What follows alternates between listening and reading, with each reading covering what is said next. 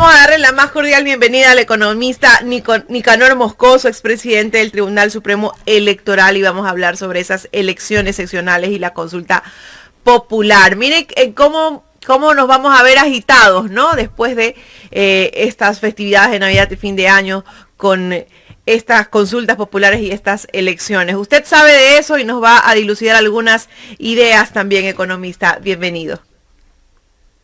Muchísimas gracias, muy buenos días, siempre a las órdenes, y es un placer compartir con ustedes mi opinión y mis experiencias respecto a los temas electorales y políticos que tenemos en el país. Economista, en el tema de la consulta popular, empecemos por eso.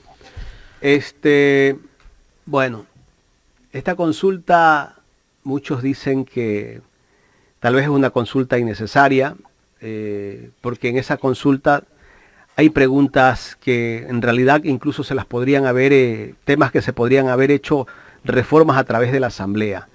Hay preguntas que también son inductivas. El presidente de la República está intentando medir o intentando tal vez recuperar esa credibilidad que la tiene perdida. En este momento el presidente creo que anda por el 10-12% de credibilidad o aceptación en el Ecuador. ¿Qué busca el presidente? ¿Qué busca este gobierno? Tal vez darse un respiro un poco de todo lo que no ha hecho durante este año, 7 meses de gobierno. Mire, yo pienso que la consulta popular es realmente un escape que está buscando el gobierno nacional, una forma de llegar al pueblo con algunos temas que le podría interesar al pueblo, que le podrían gustar. Y como sin duda sus publicistas se han dado cuenta que hoy por hoy el problema grave que los ecuatorianos tienen es precisamente la seguridad, es la corrupción, el narcotráfico organizado en las calles del país, que nos tienen acorralados. Ayer hemos visto un enfrentamiento aquí cerca de Guayaquil, la Aurora, el sector de Daule, en donde toman 10 vehículos con armamento pesado. O sea, estamos llegando a una tragedia. Y eso pues el gobierno quiere decirle al pueblo de que está interesado en hacer cosas de fondo. Y ustedes ven que lo que más se habla en la consulta popular, sobre la consulta popular, es el tema de la extradición. La extradición como que esa es una medida que nos va a salvar del narcotráfico y nos va a salvar de la situación en que estamos viviendo.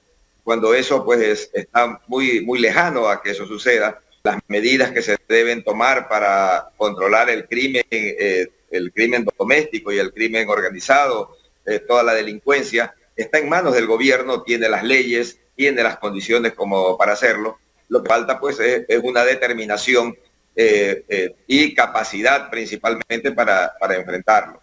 Mire, yo he visto en el tema de la consulta que a lo que más se le da, como repito, este tema, y quiero leer lo que dice la pregunta, que es la número 2, que correcto. Dice exactamente: ¿está usted de acuerdo con permitir la extradición de ecuatorianos que hayan cometido delitos relacionados con el crimen organizado transnacional a través de procesos que respeten los derechos y garantías, enmendando la Constitución? ¿Qué es lo que resulta? Que cuando usted habla de crimen organizado internacional, no está diciendo del narcotráfico, no está hablando del narcotráfico. Está hablando del crimen organizado internacional. ¿Y sabe qué puede ser crimen organizado internacional? Que una persona tenga dineros en manos de otros, es decir, lavado de dinero en los Estados Unidos. Mire, si una persona que tenga propiedades en los Estados Unidos y que las tenga a nombre de otras personas, ya es un crimen organizado, porque es un crimen el ocultamiento, es un crimen el testaferrismo, y es internacional porque son dineros de ecuatorianos que están en los Estados Unidos. Ese ya es un crimen organizado. Otro crimen organizado, lo que tenemos ahora, que quienes han recibido coimas están enfrentando juicios en los Estados Unidos porque tienen el dinero en los Estados Unidos. Eso significa crimen transnacional, crimen organizado transnacional. Entonces, lo que esto puede estar sirviendo es para la persecución entre políticos. Y mire, esto es algo que le puede terminar sucediendo a los mismos gobernantes de ahora, que en el futuro ellos pueden ser acusados de cosas como las que estoy enunciando y que las vemos a cada rato, y que por eso podrían ser extraditados a los Estados Unidos. Entonces no estamos hablando de algo de narcotráfico. Esta pregunta, economista, también nos da a entender que si se aprueba, ¿no? Estamos demostrando, el Estado está demostrando que no tiene la capacidad para juzgar a sus mismos conciudadanos dentro de su país. Estamos demostrando, estamos quedando de alguna manera en vergüenza ante los otros países, ¿o no? Oye, pero si, vea, ustedes acaban de pasar noticia de que el embajador de los Estados Unidos, por más respeta a los Estados Unidos y cualquier país del mundo, viene y en una rueda de prensa dice todo lo que hay, hace unos meses que hay narcogenerales en el Ecuador, y ahora que el narcotráfico se ha tomado incluso a la justicia, porque nosotros la vemos, pero que tiene que venir un embajador para que nos lo diga y que nosotros no tomemos ninguna medida, y que el gobierno, luego de que dicen que hay narcogenerales, por ejemplo, no lo haya llamado al embajador y haya pedido cuentas de: señor, usted a quienes señala en mi país como narcogenerales, porque simplemente quedó así abierto el tema. Y eso no puede ser un embajador, no puede venir en ningún país soberano. Pero nosotros aquí, cuando el embajador de los Estados Unidos dice algo, es peor que lo diga la propia justicia. Y pues ayer veía yo al general, un general, no recuerdo el apellido, que le quitaron la visa, que fue el único que se presentó a que le quiten la visa. Él decía: la única sanción es que me hayan quitado la visa americana. O sea, eso se lo considera una sanción, ¿no? Y dice: y no soy juzgado, he consultado fiscalía, no aparezco en ninguna ocasión. Entonces son cosas que tiene que el propio gobierno, por soberanía, aclararlas, bien por el bien del país, porque al final de cuentas el embajador nos termina haciendo un favor de decirnos las cosas que nuestras autoridades no las están diciendo. Economista, entonces hay que tomar asunto. Quiero pedirle que salga un momento y vuelva a entrar, porque tenemos un retraso en el video, para de esa manera ver si mejoramos la señal. ¿Ya?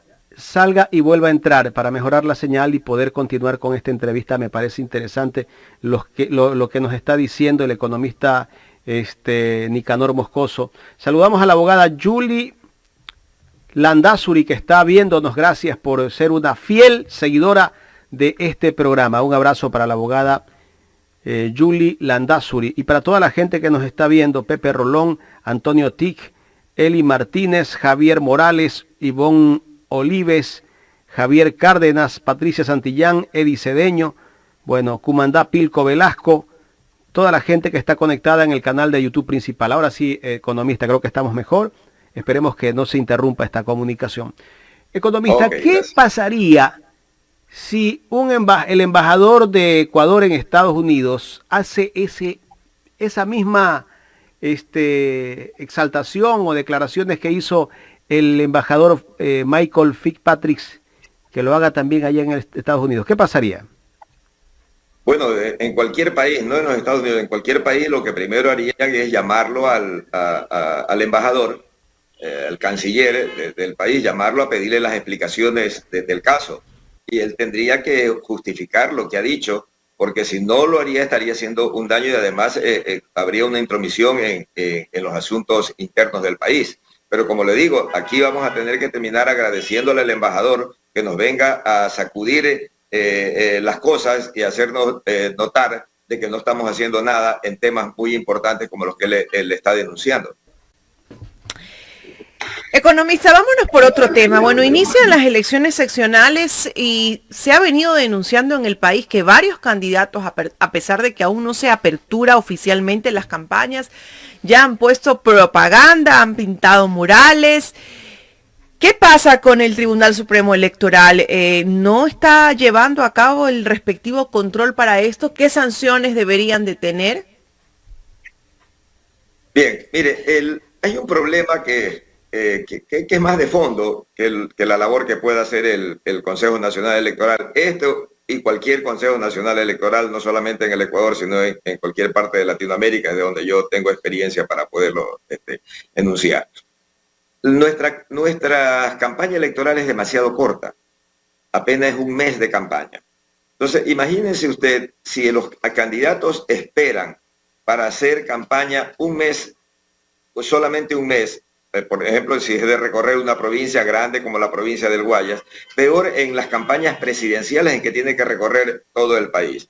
El tiempo es muy corto y en eso sí tienen que revisarse, porque debería ser por lo menos 60 días de campaña que puedan ejercer los candidatos. Porque ¿qué es lo que están haciendo? Lo que se llama pre-campaña. Y lo que están haciendo es actividad proselitista, porque los partidos políticos en el Ecuador, muchos de ellos toman vigencia solamente en época electoral. Los candidatos ya se definen, fíjese usted que por el mes de agosto, septiembre, ya son las primarias y tienen ya definidos los candidatos. Entonces los candidatos no se van a ir a sus casas a esperar el 2 de enero para iniciar la campaña, sino que tienen que ya hacer su promoción. Entonces dentro de eso pues viene también el abuso. El abuso principalmente viene de quienes ejercen cargos públicos en ese momento, los alcaldes, prefectos en el caso de ahora, que de una u otra forma, y el gobierno también, a favor de sus candidatos, utilizan los medios públicos.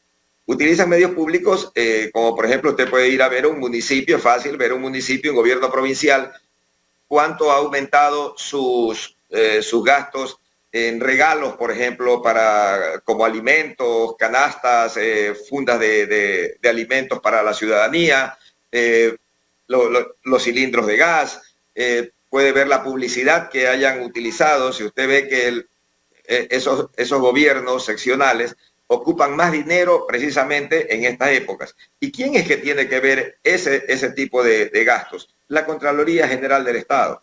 O sea, pedirle al Consejo Nacional Electoral que con sus recursos... Ok, ¿hasta dónde es entonces la competencia del Tribunal Supremo Electoral en cuestión de propaganda política? Debe hacer un control y debe hacer llamados de atención en su debido momento, pero los que más utilizan son quienes tienen cargos públicos en ese momento. Los que no tienen cargos públicos, lo que hacen es recorrer generalmente el país, y eso no se lo puede nadie prohibir. El problema es utilizar fondos públicos principalmente, que es lo que más se nota en las campañas. Doctor, el Consejo Nacional Electoral establece los tiempos y también luego tiene que hacer una auditoría del gasto electoral, ¿no? ¿Realmente después de este proceso hay una correcta auditoría de ese gasto electoral por parte del Consejo? Mire, los medios existen para llevar el control electoral. Lo que sucede es que en nuestras leyes mismos casi que obligamos a que los partidos políticos, los candidatos y los pobres contadores encargados de la parte de tesorería, de las cuentas de los partidos, a que tengan que mentir. Porque son tan bajos los valores que se autorizan como gastos de campaña, que creo que, por ejemplo, en Guayaquil no sobrepasan los $100.000. Y un candidato bueno en Guayaquil, cuando haga el lanzamiento de la candidatura y unos 2 o 3 recorridos, ya se habrá gastado los $100.000. Y en las camisetas y en las gorras y en los gastos que tiene que hacer en campaña, es muchísimo más que eso. Una campaña que pelea, por ejemplo, la alcaldía de Guayaquil o la alcaldía de Quito, no va a gastar menos de $2 millones en la campaña, pero le dicen que 100.000. Entonces, imagínense todo lo que tiene que ocultar y mentir ese candidato, ese partido político para presentar las cuentas. O sea, pero bueno, entonces ahí hay un engaño, definitivamente que sí. Entonces el Consejo no está haciendo el trabajo adecuado en función de dar a conocer cuáles son efectivamente las cifras reales de los cuales se ha gastado en determinadas campañas electorales. Y mire, y como el contador tiene que ocultar los gastos, está obligado a ocultar el origen del dinero.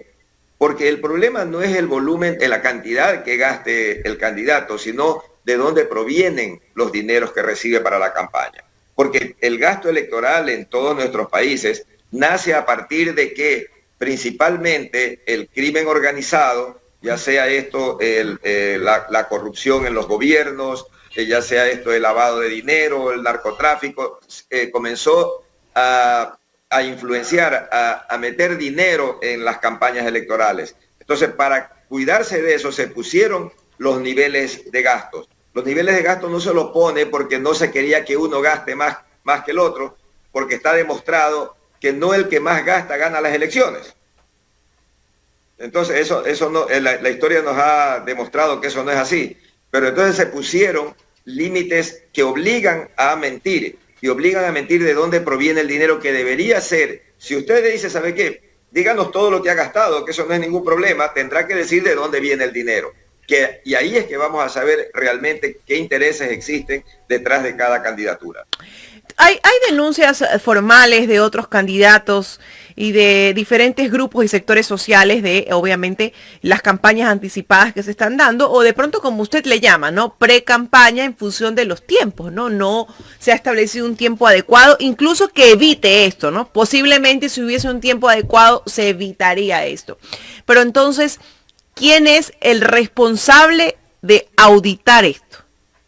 Porque la ley está, independientemente de que no estemos de acuerdo, no sea lo correcto, está. Así es, el Consejo Nacional Electoral debe llevar ese control, y luego el Tribunal Contencioso Electoral tiene que juzgar los delitos, porque los delitos... Probablemente, ¿cuál podría ser la sanción? Mire, las sanciones primero que se lo imputan, se lo imputan al gasto de campaña, y eso automáticamente lo puede hacer sobrepasar los gastos. Y eso sobrepasa las multas, ¿ya? Tienen las multas que conllevan el sobrepasarse los gastos de campaña. Históricamente, yo cuando fui tesorero de campaña de una campaña presidencial del abogado Álvaro Noboa, se le puso una multa como de $4 millones. Entonces, y así se han puesto multas a diferentes candidatos en la historia. Y eso lo puede regular el Consejo Nacional Electoral.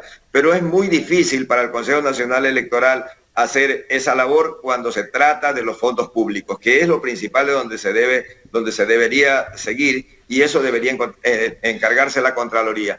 Y el Consejo Nacional Electoral sí debería tener una unidad dedicada exclusivamente a medir estas cosas y a denunciarlas, incluso ante la Contraloría, cuando nota que puede haber utilización de fondos públicos.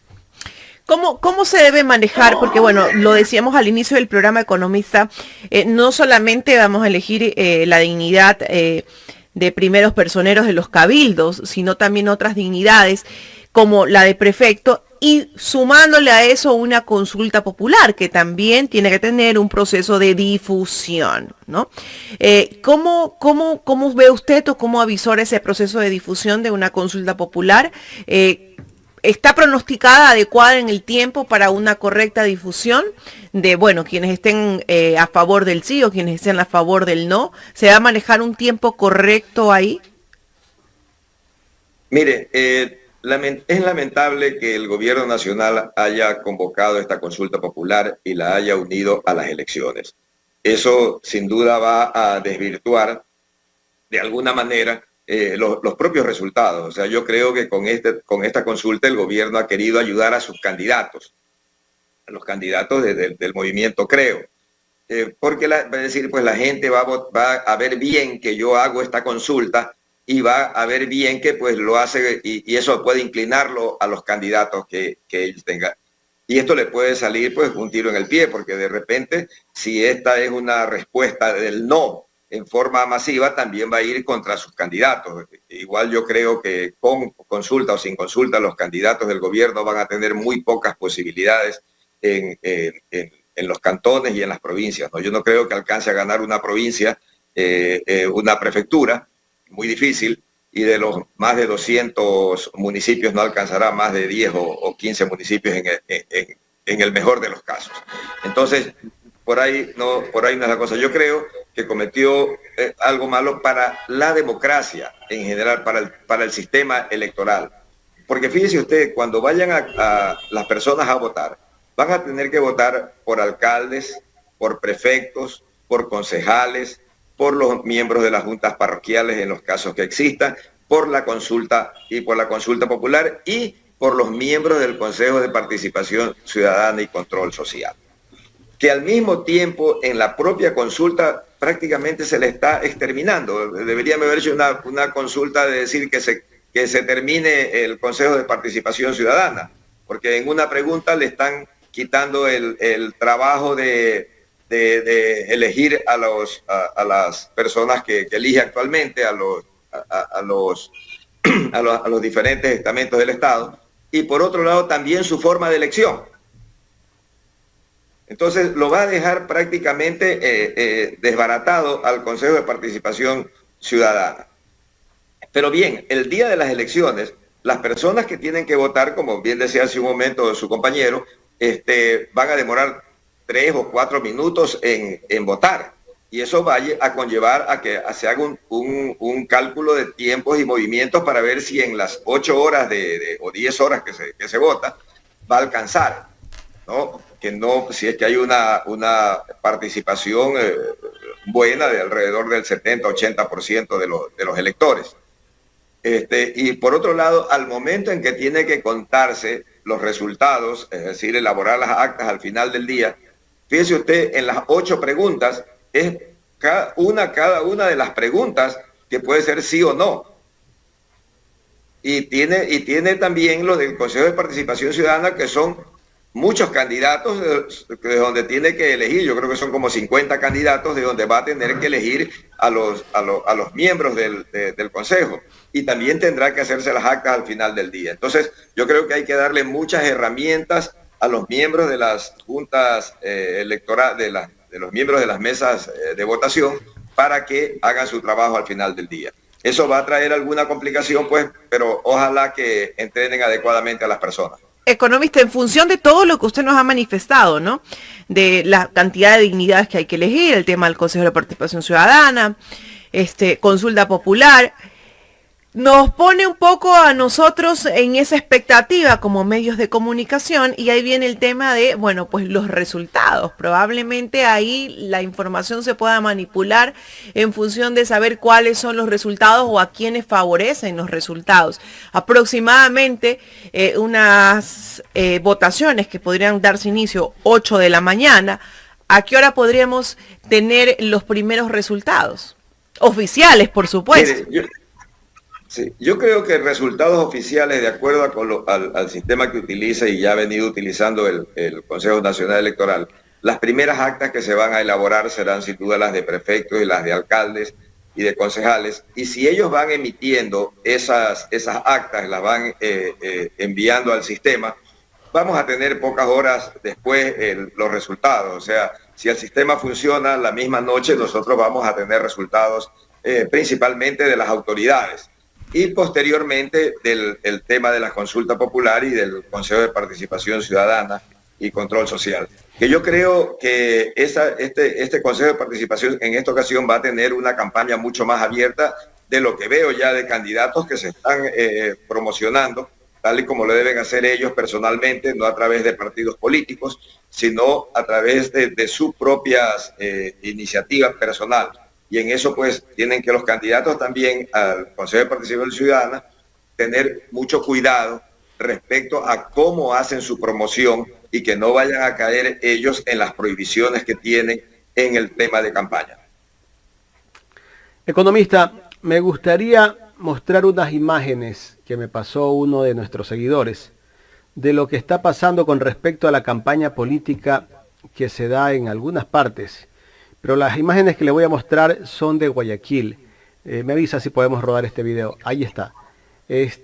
Aquí vemos justamente camionetas del municipio, largas columnas de camionetas del municipio con productos, con víveres o con canastas para entregar en algunos sectores.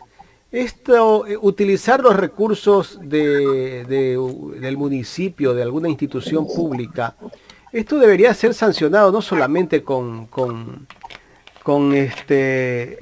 sanciones económicas, sino mucho más severas, economista. ¿Usted no cree? Mire, por ejemplo, este es un caso típico del que yo le hablaba hace un momento. El Consejo Nacional Electoral debe denunciar esto ante la Contraloría, porque es la Contraloría quien tiene que ver si se está haciendo uso adecuado de los recursos del municipio de Guayaquil para esta labor. Si estaban presupuestados, si están dentro del programa normal de trabajo que tiene y de servicio que da el municipio a la ciudadanía, o son regalos que se da exclusivamente en esta época de campaña electoral. Entonces, si es que es dinero que se está utilizando para tratar de favorecer a la candidata, en este caso podemos decir las cosas frontales, a la candidata Cynthia Viteri, entonces tiene que denunciarse al municipio de Guayaquil para ver si esos fondos estaban destinados para este tipo de labor. ¿Y de dónde están saliendo esos fondos? Porque puede haber una mala utilización de los fondos del municipio. Claro, porque aquí además están utilizando los vehículos del municipio. Por último, si son productos de alguien que los está regalando, pero están los vehículos del municipio, pues no, ahí está una prueba muy clara. Exactamente, por eso es que mire, ahí no es solamente lo que está entregando, sino la utilización del personal que conduce los vehículos y de los vehículos. Se recuerda un caso que cuando la alcaldesa fue a Quito con una cantidad de camionetas, luego fue examinado y fue observado por la Contraloría ese gasto, porque era un gasto que no estaba relacionado con sus labores. Entonces, tenemos que saber si eso está relacionado con las labores del municipio, si el municipio tenía esto presupuestado y lo ha hecho todos los años, o solamente lo está haciendo ahora este año en campaña. Entonces, eso es la gestión que la Contraloría General del Estado debe observarla. Y el Consejo Nacional Electoral también tiene que observar la utilización de esos recursos en campaña. ¿Quién está acompañando? Están acompañando candidatos, están entregando publicidad al mismo tiempo que están haciendo esa labor de entrega de víveres o de regalos que estén donando en los diferentes sectores de Guayaquil. Nunca antes se había visto esto, economista Nicanor Moscoso, ¿no? Creo que habían hecho campaña, pero no tanto así. ¿Se nota tal vez una desesperación de parte de la candidata a la reelección? Mire, el Partido Social Cristiano, con el ingeniero León Febres Cordero y el abogado Jaime Nebot, prácticamente no necesitaban hacer campaña. León Febres Cordero, para su segunda elección, prácticamente ni hizo campaña, simplemente convocó a que iba a la reelección y ganó como con el 70% de los votos. Jaime Nebot, con muy poca presencia de él en las calles, ganaba con 55, cerca del 60% de las elecciones en las que participó. Pero la situación, ellos en ese tiempo, pues al mismo tiempo León Febres Cordero o Jaime Nebot tenían un 80, 85 y hasta el 90% de aprobación de su gestión. Pero la aprobación de la gestión de la alcaldesa actualmente es del 55%, dicho por sus propias encuestadoras. Y ese 55% se va a trasladar en no más de un 35% de votos. Entonces, la pelea por la alcaldía de Guayaquil está muy reñida, está muy difícil, y como ella ya es alcaldesa y está conocida su labor, ya la gente conoce su labor, ella solamente puede perder votos. Ella no va a ganar votos. Con lo que está haciendo puede tratar de mantener unos votos, pero también los va a perder. Fíjese usted, ese incidente que ocasionó uno de los funcionarios del municipio el día de ayer, creo que no recuerdo el apellido del señor Zúñiga. Por ejemplo, esa actitud de Zúñiga, ¿no?, va a perjudicar a la alcaldesa. Solamente le restará votos, le restará un 1, 2, 3%, que eso es importantísimo. Pero esas cosas son las que a ella solo la harán perder votos. Ella está en una situación electoral de solo perder votos. Entonces, con esto, por eso se ve esa cantidad de obra social, entre comillas, obra social, de entregar, de regalar alimentos, de ofrecer gratis el transporte de los buses de la Metrovía para los menores de edad y para los de la tercera edad, etcétera, que va a regalar cantidad de cilindros de gas, o sea, todas estas cosas que podrían ser y que pueden ser beneficiosas para la ciudadanía, peor con las condiciones paupérrimas que viven nuestros conciudadanos más empobrecidos, pasa a ser en este momento un tema de campaña. Pero eso también podría ser contraproducente porque la gente puede coger los víveres, puede coger el gas, puede coger todas esas cosas, pero no necesariamente por eso va a votar. Economista, quiero agradecerle por haber aceptado conversar con nosotros aquí en Ecuador en Directo. Muchísimas gracias a ustedes y siempre a las órdenes. Gracias al economista Nicanor Moscoso, expresidente del Tribunal Supremo Electoral.